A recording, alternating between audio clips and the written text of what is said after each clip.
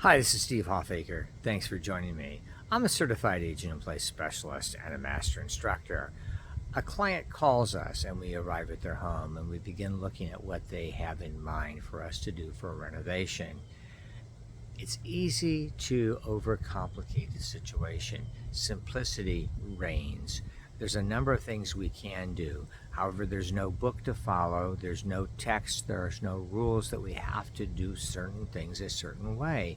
Let's look at the situation and let's decide what will work for the client at a minimum of effort and a minimum of disruption to their daily routine.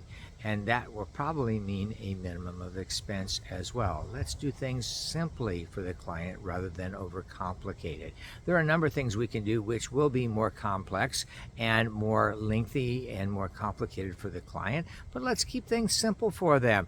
Let's remember that simplicity can carry the day as long as we get the job done in an acceptable way that will solve the issues at hand. It doesn't need to be complex. We're not trying to win any kind of an award or get any kind of appreciation for doing things the most complex way possible.